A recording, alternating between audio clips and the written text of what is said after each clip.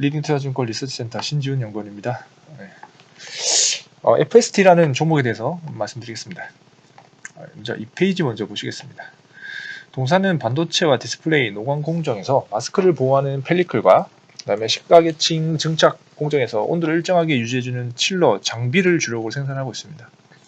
일단 매출액 비중은 펠리클이 한 52%, 그 다음에 칠러 장비가 43% 정도 차지하고 있습니다.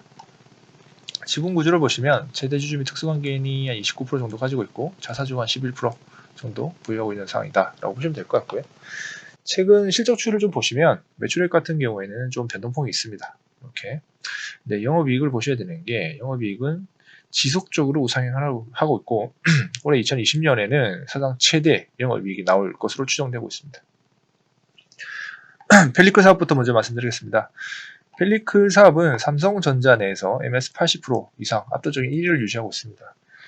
크게 ARF랑 KRF라는 제품 두 종류로 구분되고요. 비중은 7대3 정도 보이고 있습니다. 일단 이 ARF가 상당히 이제 고마질 제품이다라고 보시면 될 것 같고요.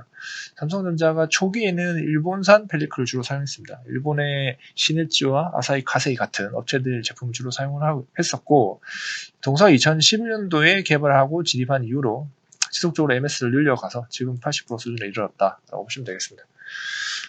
그러니까 최근 2, 3년 사이에 이제 발생했던 일본발 이슈들로 인해서 최근에 많은 부품과 소재들이 국산되고 있는데 동사는 그 이전부터 이미 국산에 성공했다. 이게 상당히 의미 있다라고 보시면 될 것 같고요. 이 펠리클에 대해서 간략히 설명을 드리겠습니다. 이 펠리클이라고 하는 제품은 밑에 그림을 보시면 이게 이제 노광 장비인데요. 노광 장비가 이제 빛을 레이저를 쏴서 이 웨이퍼에 회로를 새기는 그런 역할을 하는데요.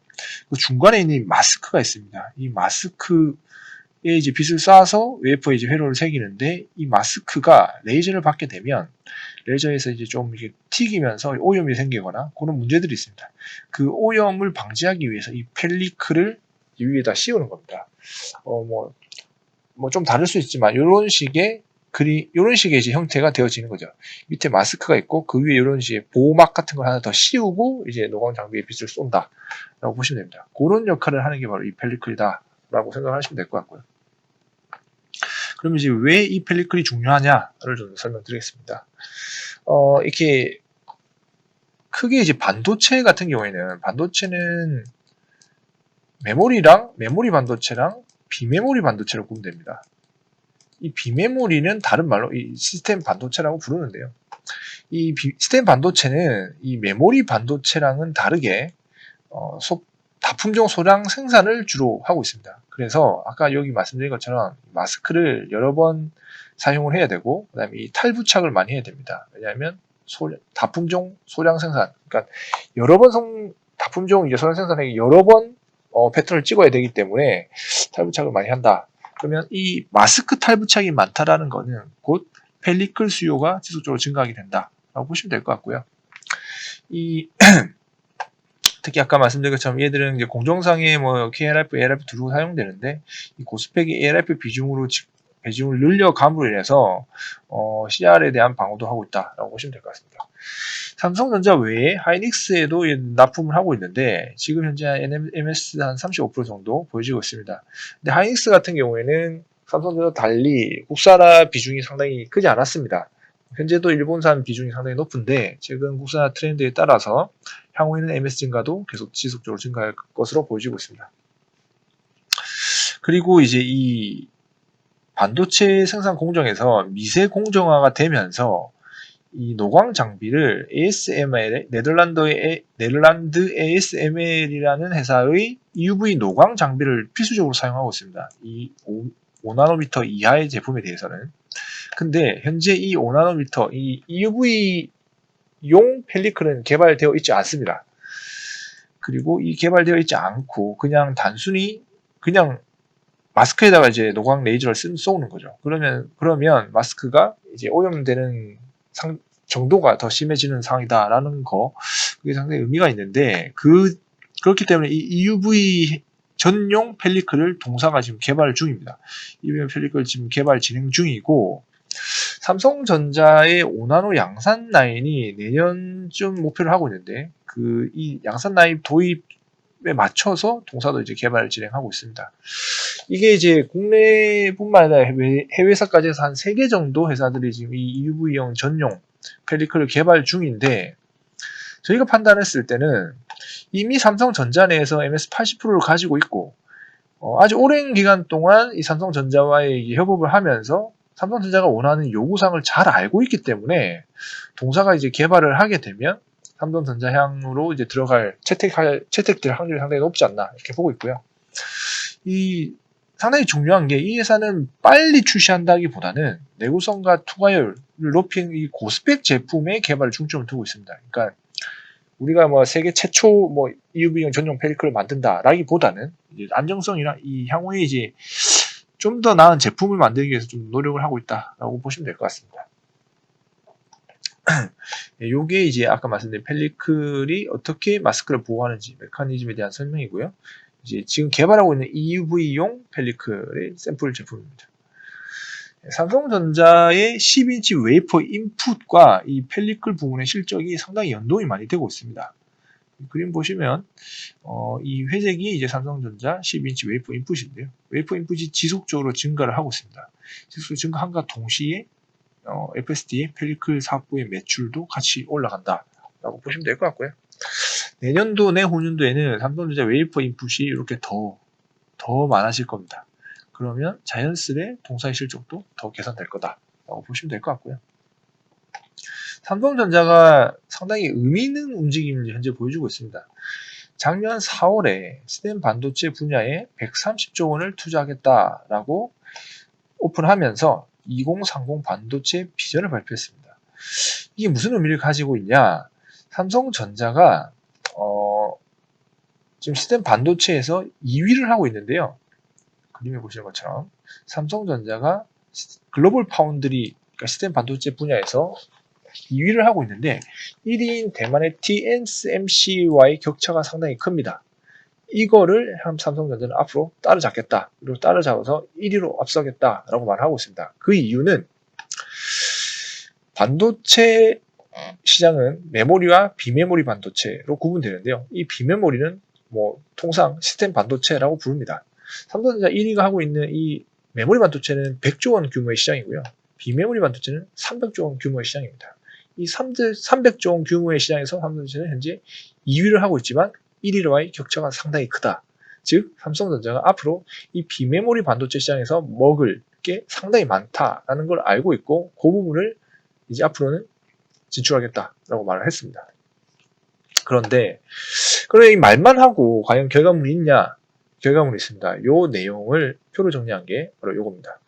올해 2월부터 8월 9월 동안 이 글로벌 빅메이커, 칩 메이커 중에 빅메이커들에게 삼성전자는 파운드리 수주를 받았습니다.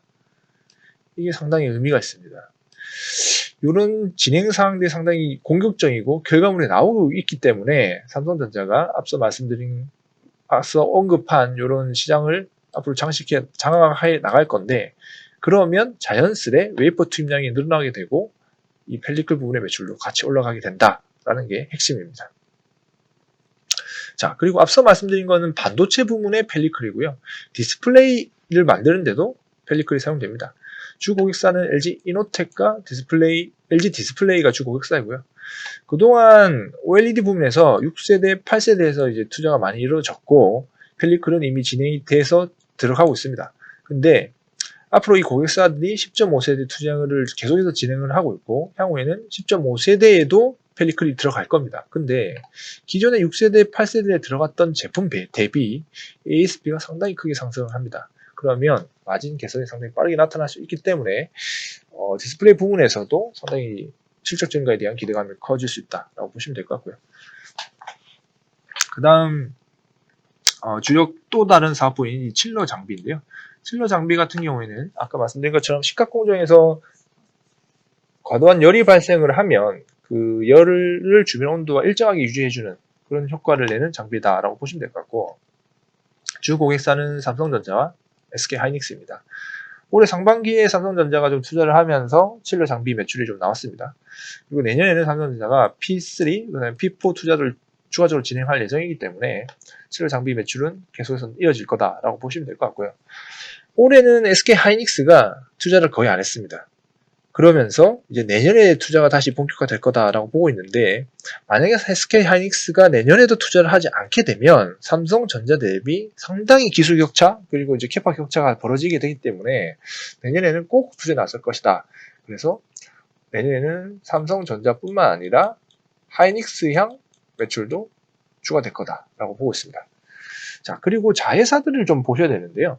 자회사들 두 군데 중에 좀 의미 있는 곳이 있습니다. 바로 이 오로스 테크놀로지라는 것입니다. 지분 42%를 보유하고 있고요. 웨이퍼 검사 및 계측 장비를 생산하고 있습니다.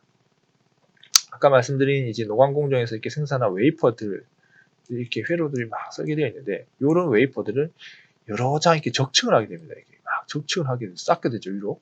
그러면 일정하고 가지런하게 이렇게 쌓지 않으면 새겼던 이 회로들이 다 이렇게 그러니까 일정하지 않기 때문에 회로들이 다 엉망이 됩니다. 그거를 미리 사전에 검사하고 계측하는 장비를 동사하고 있고, 주 고객사는 SK 하이닉스입니다. SK 하이닉스에서 이제 메인으로 MS를 장악하고 있는 게 이 KLA라는 외국 기업인데요. 이 회사들의 장비를 주로 사용하고 있는데, 하이닉스에서 국산화 흐름에 맞춰서 점점점 동사 MS가 증가하고 있다고 보시면 될 것 같고요. 2019년 기준에 영업이익이 998억, 그다음 순이익 78억, 76억으로 상당히 실적이 좋은데 올해는 더 개선될 거고, 올해 연말 그리고 내년 초에는 이제 상장 준비를 마무리해서 내년에는 상장까지도 준비를 하고 있습니다. 상장을 하게 되면 동사의 이제 지분 가치가 올라가면서 자회사 지분 가치까지도 추가 이제 주가 상승으로 작용할 가능성이 커 보인다라고 보고 있습니다. 그리고 이제 자회사 중에 27%를 보유하고 있는 이솔이라는 회사가 있습니다. 이솔은 아까 말씀드린 UV용 마스크를 검사하는 장비를 개발하고 있습니다. 이 장비 역시도 KLA랑 이제 레이저텍이라는 외국 회사들이 이제 이미 시장을 장악하고 있는데, 가격이 대당 한 3에서 400억 정도 수준입니다. 근데 이솔이 만들고 있는 장비는 경쟁사들보다 더 나은 스펙으로 좀 더 저렴한 가격으로 장비를 고객사들에게 납품하겠다라는 게 지금 이제 목표로 준비를 하고 있고요. 기존에는 삼성전자 그리고 SK 하이닉스 위주였다면 이 장비는 외국에 있는 주요 고객사들에게도 납품을 할 목표를 갖고 있기 때문에 향후에 양산하에 이제 콜테스트 같은 진입을 한다라는 뉴스가 나오면 주가 상승 트릭으로 작용할 가능성이 커 보인다라고 생각합니다. 자, 마지막으로 이제 실적인데요. 아까 말씀드린 것처럼 동사 영업이익이 과거 2012년도에 26억에서 올해는 한 300억 가까이 300억 육박하는 영업이익을 보일 거로 보여지고 있습니다. 근데 내년 그리고 내후년에는 삼성전자 파운드리 수주가 증가함에 따라서 영업이익 그리고 매출액까지도 같이 더 증가할 거다라고 보여지고 있고요.